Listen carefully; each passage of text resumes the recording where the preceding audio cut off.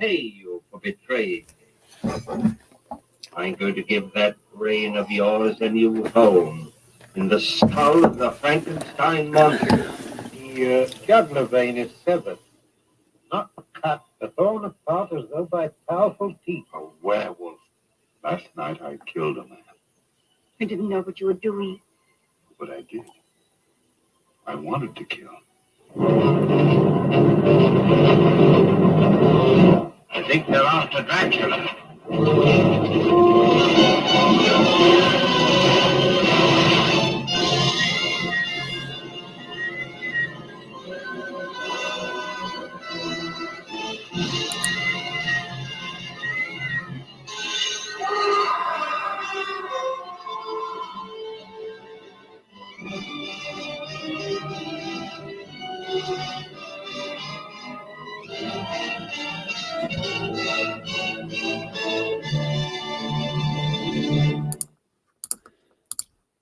Well, good morning, everybody, and welcome to day one of our 31 Days of Monsters. We're kicking off another season today, 2022, and we're going to start off with this classic, but B-movie, House of Frankenstein. 1944, directed by kind of B-movie director Earl C. Kenton. And it comes off as a B movie, but when I was a kid, I loved this movie because, it was like a Marvel team up, This is the first, what they call rally pictures, where it has all the monsters together in it.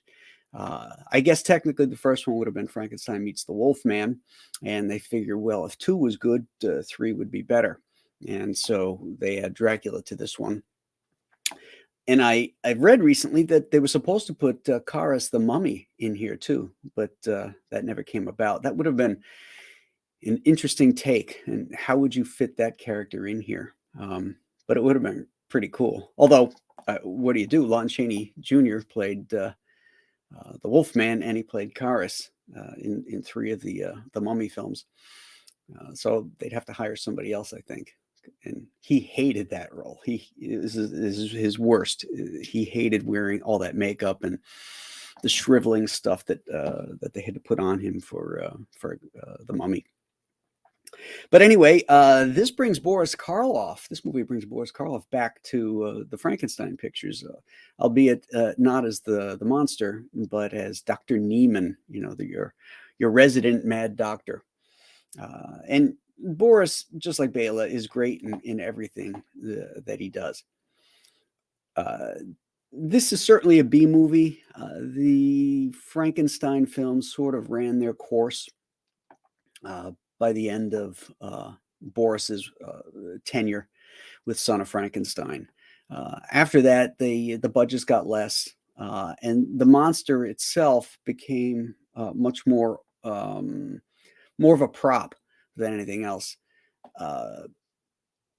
In Ghost of Frankenstein, they had Lon Chaney Jr. as the well-fed monster. he was a bit thick. And then the follow-up, Frankenstein meets the Wolfman. We had a 60-some-odd-year-old Bela, who was not in very great health, playing the monster. And, standing next to Lon Chaney Jr., he didn't have that imposing size either, because Chaney was a big man. But then we get to this one, House of Frankenstein, and we get our first iteration of the monster by Glenn Strange. Now, Glenn Strange, people will know him from Gunsmoke. He was the saloon tavern owner, bartender in Gunsmoke for the duration of that series. But he was a perennial cowboy actor back in the day, back in the 30s and 40s, and a big man. He's very imposing, and he had a craggy face, not quite as gaunt as Boris in the first film, but most of the merchandising of the Frankenstein monster that came out in the 50s with the release of the TV packages, the popularity of the release of the TV packages, and people started licensing out the monster. It's almost universally this version, the Glenn Strange version, and he looks fantastic. Next to to Boris, he's the best looking of the monsters as the monster. Unfortunately, in the 3 appearances that Strange does, House of Frankenstein, the follow-up Rally film, which is House of Dracula, and then, of course, the swan song and send-off, Abbott and Costello Meet Frankenstein. He looks great, but the monster is just, again, a prop, an automaton with no real personality. And that's a shame, because it's such a missed opportunity to finally have this actor that looks so perfect in it with nothing to do. Sort of reminds me of Henry Cavill as Superman. They hired this guy to be this perfect Superman. They give him nothing to do and put him in these crappy movies. But I'm still holding out hope for Cavill that they'll do something, but we shall see. There's some funny stuff in this movie. Again, I loved it as a kid, but there's a sequence in the jail where Dr. Neiman is locked up with J. Carrol Nash's character, Daniel, the Hunchback. And he's got a piece of chalk, and he's working out all his scientific stuff, on the stone wall of this prison. And it looks like he wants to be a cartoonist and not a scientist. He's got a picture of a dog, and he's got a picture of like a guy under a blanket, and he's trying to make the connection that if I take the head of the brain of the man and put it in the dog, it didn't look like anything scientific, and it just cracked me up when I saw that, the phony baloney science stuff. In other movies, they do that better, but these drawings on the walls look terrible.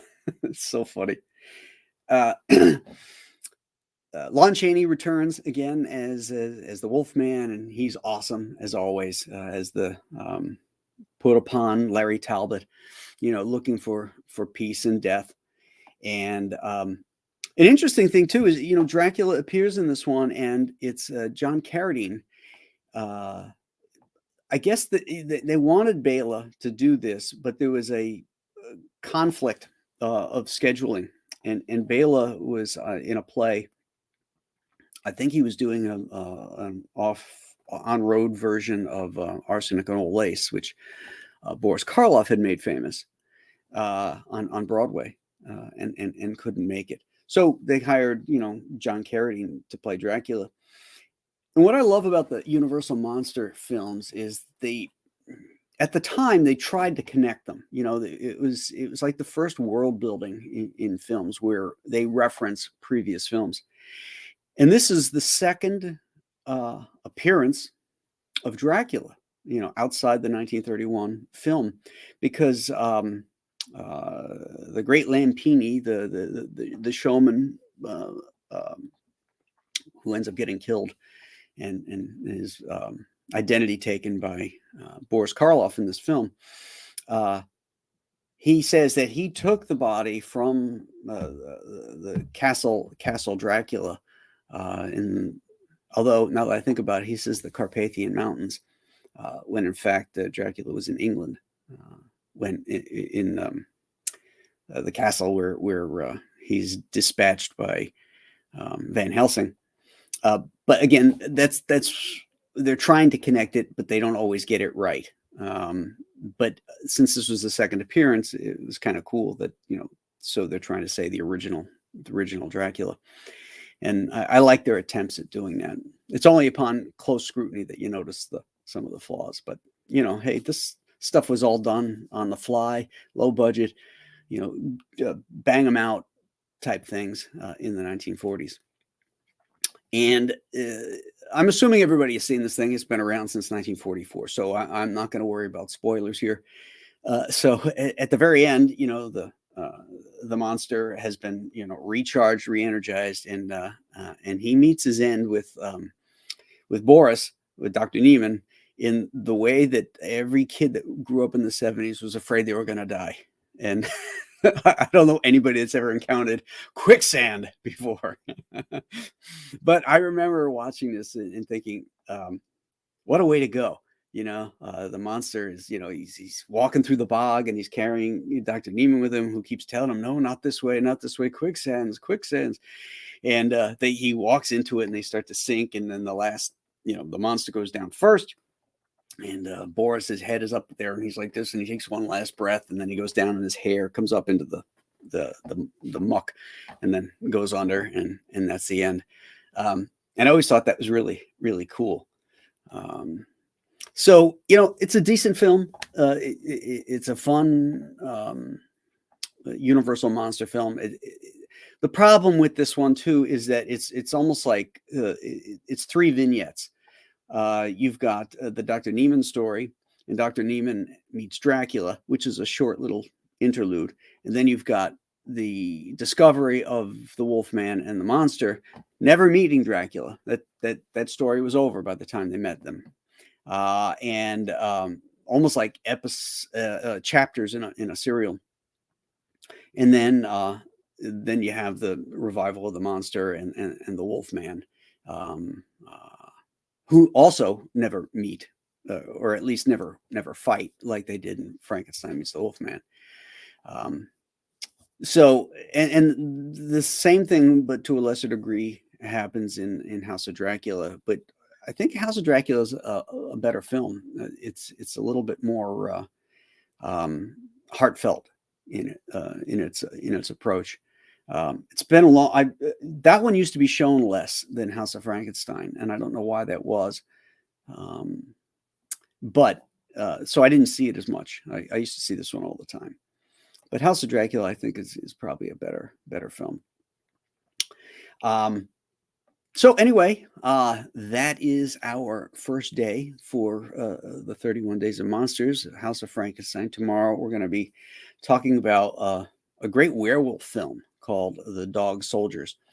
So I hope you watched yesterday's kickoff episode where we revealed the movie list.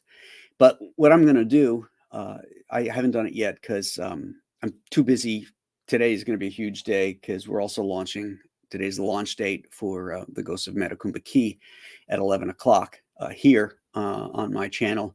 And then the party continues over on Comic Artist Pro Secret, Ethan Van Sciver's channel at noon.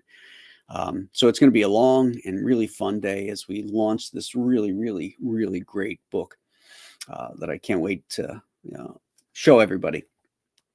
I showed the video for it, and I had Nick make some changes to it. So there's a brand new video, which is even better than the ones I showed yesterday. And so, of course, we'll reveal that at 11 as well. It's actually up on YouTube. You got to put it up on YouTube first before you can attach it to the Indiegogo campaign. So, I mean, if you wanted to be sneaky about it, you could go to my YouTube page and seek it out and see it before we launch. But I hope everybody, out here in the chat, the monster fans, will follow us over at 11 o'clock and join us for the party and back the Ghosts of Matakumba Key. Because I think you're going to really like it. As I mentioned, this is a linchpin book. This is the book that ties all of my properties together, and it'll be made clear how that happens. And I think you guys are going to really like it. So let's say a quick hello to everybody that's in the chat here. Dr. Mask's Retro Elixir is here. Awesome. Dr. Mask says, "Hail, Graham chat. 31 Days of Monsters in the kickoff of the Ghosts of Matakumba Key campaign. How can it get any better?" I've got no answer. I don't know either. Revan Saber says, "Good morning to all." Rob Fellows is here. Hello, Rob. And he has a Dr. Neiman quote here. "Now will you give me my chalk?" After he chokes the guard. Tom Tuttle is here. H is for heretic. All you guys are up early, and it's much appreciated. Joe Goulart is here. Hello, Joe. Fantastic is here. Good morning, monster fan. Oh, this is Steve Lowenthal. Awesome. Hi, Steve. Dancing Godzilla is here. Hello. H is for heretic says he'll take House over anything Disney is barfing out. True enough.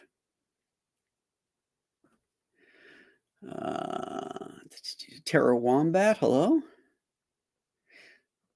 Steve reminds us that Strange was also Butch Cavendish on The Lone Ranger. That's right. Butch Cavendish is the outlaw that shot up all the rangers in the canyon, all but one, that Lone Ranger. Rob reminds us that they packed a lot into 70 minutes. Great, crazy fun. Yeah, whatever shortfalls there are in these programmers, these Universal monster programmers that came later on in the 40s, the one thing you got to give them is that they're always very atmospheric. The sets, the lighting, all that kind of stuff, they spared no expense and really, really did a great job. And I think those are the things we all remember about these films. The great contrasts of blacks and whites and gray tones and smoke and muck and mire and busted up trees and castles and Tyrolean villages, great fun stuff. Great art direction. Dennis is up early. Morning, gang. Let's kick this fun off. Woo! Yeah. NGR Comics says thank you. Rob Younce. James Allen is here.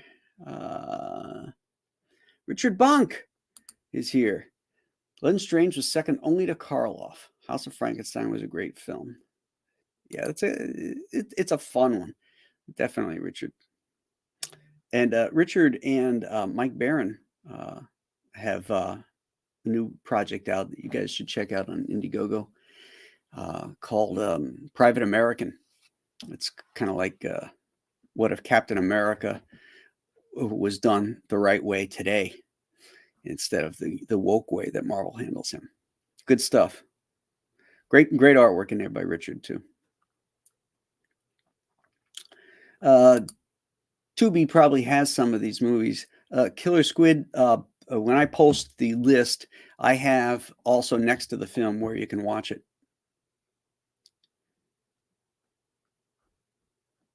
Oh, NRGX Comics has seen the Ghost of Matakumba trailer. Excellent. He likes it. Oh, good. For anybody that's in the chat or watching this thing afterwards that signed up for Ghost of Matakumba Key, I sent out an email blast to all of you guys that signed up this morning around 6 o'clock with your secret perk link. You guys are the only ones that have this, and this will allow you to get the book, but more importantly, to get the exclusive trading cards that aren't offered to anybody else as a thank you for signing up. Tom Tuttle says, I stand ready, Graham. Unleash the key. Eric the Guapo. Good morning. I'm ready for some ghost books. Excellent. Rob says he's ready to pounce. Excellent. Hopefully EVS is awake by noon. Ballers late night. Well, if Ethan needs more rest, we'll just keep going on my channel until he's up.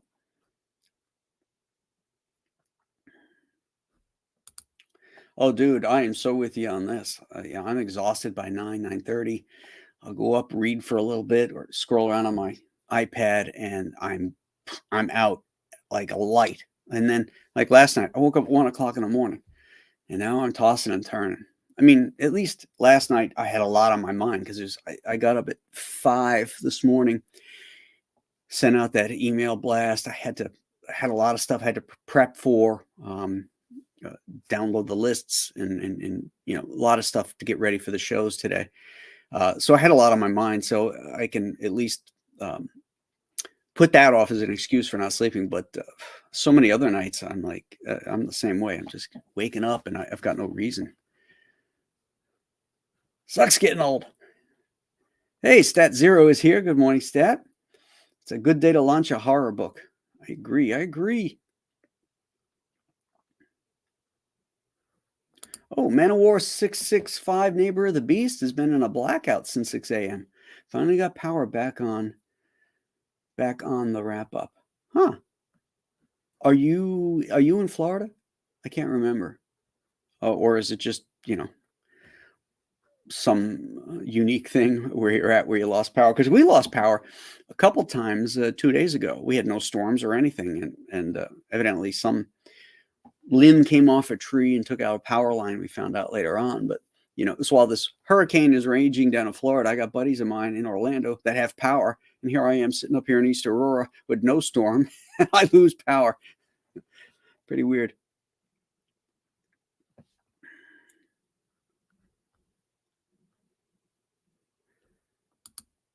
Dr. Mass concurs. Private American looks amazing. Okay, Marcus says he got the email. Great, great.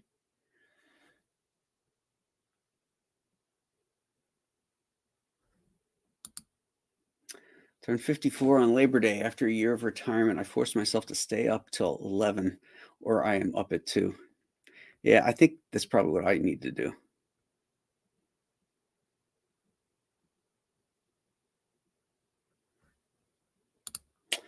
Oh, Eric says, speaking of Florida, prayers for the PTP family. Their house got really hit bad in the hurricane. I didn't know that. Wow. I'll have to reach out to Patrick. I don't know if he's got power or what. I hadn't heard anything from him. I know Chuck Dixon's okay. Sergio Cariello, he's good. No issues there with those guys. But I hadn't heard about Patrick. And I'm sorry to hear that.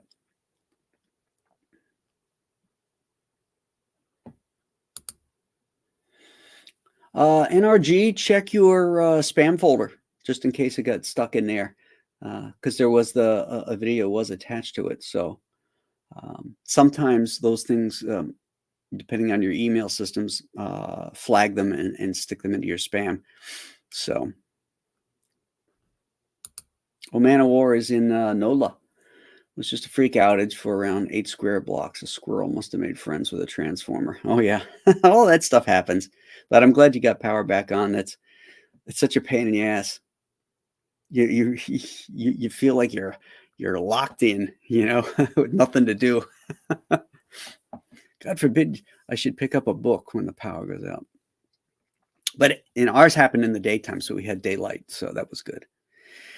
So, all right, folks, I'm going to go grab a shower, get cleaned up, and get ready for our 11 o'clock launch. I still have stuff I got to do. The timing is what I have to work out because, I want to hit that, but then I want an email blast to everybody with the link to make it easier for them to hit the link. So I'm going to get cleaned up, and I hope to see everybody over back here, I should say, at 11 o'clock. Tomorrow, again, Sundays, the times are fluid. I don't know what time we'll be broadcasting on Sundays. It'll just depend. But we'll be talking about dog soldiers. So just look for your notifications, or you'll just have to catch it, rewatch it later on.